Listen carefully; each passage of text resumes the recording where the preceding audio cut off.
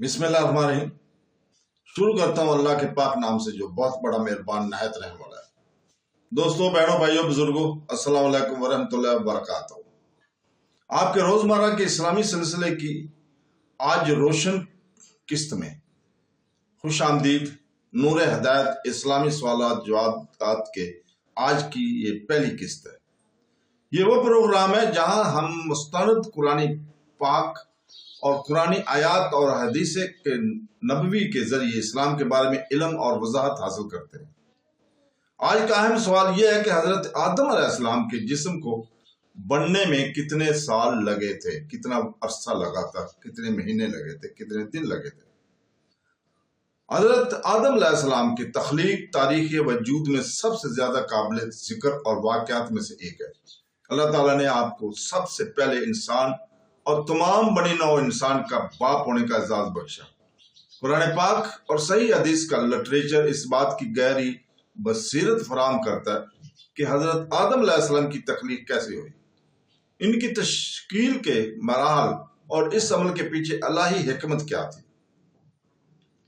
اسلامی تعلیمات کے مطابق حضرت آدم علیہ السلام کا جسم فوری طور پر نہیں بنایا گیا، بلکہ اللہ تعالیٰ کے حکم سے بتدریج تشکیل دیا گیا۔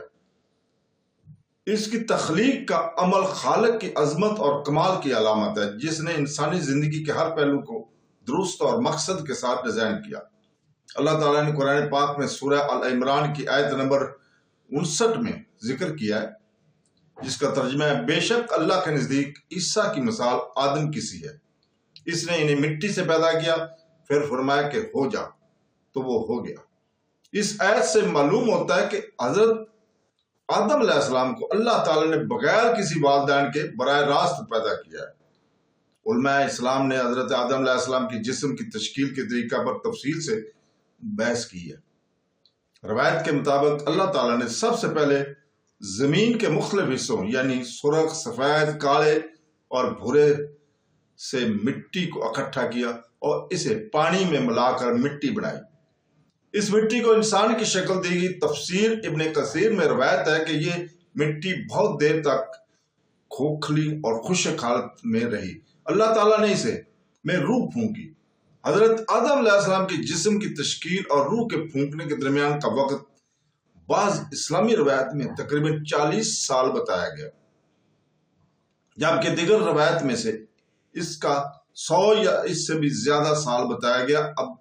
عبداللہ بن عباس رضی اللہ تعالیٰ عنہ سے مروی ہے کہ اللہ تعالیٰ نے حضرت آدم علیہ السلام کو مٹی سے پیدا کیا اور انہیں ایک لمبے عرصے کے لیے ایک بے جان شکل کے طور پر چھوڑ دیا۔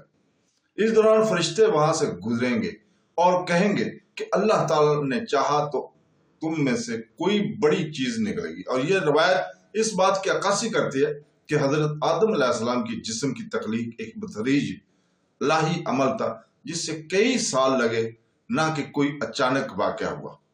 صحیح مسلم حدیث نمبر 2841 میں ایک مشہور حدیث کا ذکر ہے کہ اللہ تعالیٰ نے آدم کو زمین کے تمام حصوں سے لی ہوئی مٹھی بھر مٹی سے پیدا کیا، اس لیے بنی آدم کے رنگ، کردار اور فطرت مختلف ہے۔ یہ حدیث سے نبوی خصوصی سے انسانوں کے درمیان تنوع کی وضاحت کرتی ہے اور یہ کہ کس طرح پہلے انسان کی تخلیق سے متعلق ہے۔ امام ابن جریر الطبری نے اپنی تفسیر میں بیان کردہ ایک اور روایت میں کہا کہ آدم علیہ السلام کا جسم ایک لمبے عرصے تک غالباً 40 سال تک اس میں زندگی پھونکنے سے پہلے تک مٹی کی طرح پڑا رہا۔ اس سے ظاہر ہوتا ہے کہ تخلیق کا عمل فوری طور نہیں تھا۔ آدم علیہ السلام کے جسم کی تشکیل، اس کی شکل و صورت اور اس کے ڈھانچے کی تیاری سب کچھ خدائی حکمت کے ساتھ اس مدت میں کیا گیا، جس کا مکمل علم صرف اللہ تعالیٰ کو ہی ہے۔ قرآن پاک نے کئی آیات میں حضرت آدم علیہ السلام کی تخلیق کے مراحل کو بھی بیان کیا۔ سورہ سعد کی آیات نمبر 71 اور 72 میں اللہ تعالیٰ نے فرمایا کہ جب تمہارے رب نے فرشتوں سے کہا کہ میں مٹی سے ایک انسان پیدا کرنے والا ہوں، تو جب میں اسے درست کر لوں اور اس پہ اپنی روح پھونک دوں تو اس کے سامنے سجدے میں گر جاؤ۔ یہ آیت دو اہم مراحل کی وضاحت کرتی ہے۔ پہلا، آدم کی تشکیل اور دوسری مٹی سے تخلیق کی تکمیل۔ حضرت آدم علیہ السلام کے جسم کو مکمل طور پر بننے میں جو وقت لگا، اس کا ذکر مختلف اسلامی روایات میں بھی 40 سے 100 سال کے درمیان ہے۔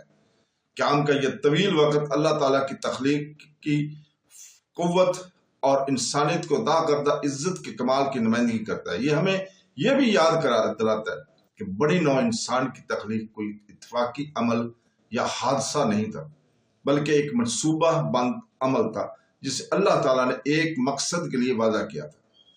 امام قرطبی نے اپنی تفسیر میں ذکر کیا کہ آدم علیہ السلام کی جسم کی سمت تخلیق اللہ تعالیٰ کے ارادے اور عظمت کو ظاہر کرتی ہے۔ جس طرح اللہ تعالیٰ رحم میں مرحلہ وار تخلیق کرتا ہے، اسی طرح اس نے پہلے انسان کو بھی مرحل میں پیدا کیا۔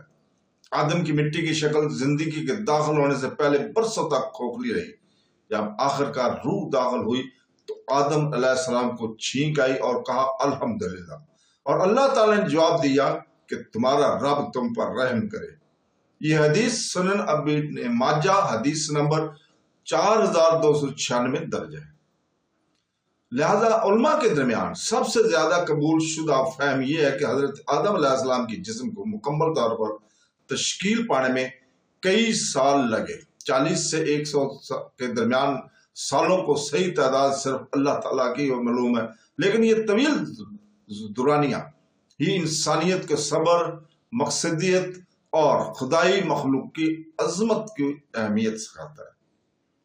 آخر میں حضرت آدم علیہ السلام کے جسم کے کئی سالوں سے تشکیل اللہ تعالیٰ کی حکمت کی ایک طاقتور علامت ہے۔ یہ انسانوں کو خاک اور مٹی سے ان کے عاجزانہ ابتدا کی یاد دلاتا ہے، جیسا کہ سورہ الحج آیت نمبر 5 میں ذکر کیا گیا ہے، جس کا ترجمہ ہے: اے انسانوں، اگر تم قیامت کے بارے میں شک میں ہو تو غور کرو کہ ہم نے تمہیں مٹی سے پیدا کیا۔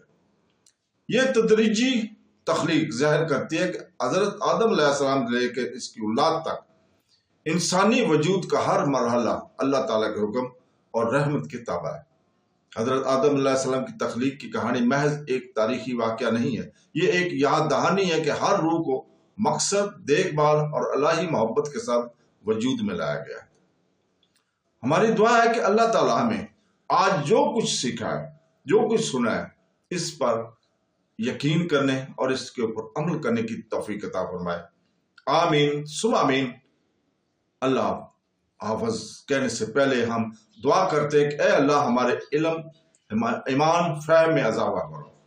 اے اللہ ہمارے دلوں کو اپنے نور سے بھر دے اور ہمارے اعمال کو اپنی رضا کا ذریعہ بنا دے۔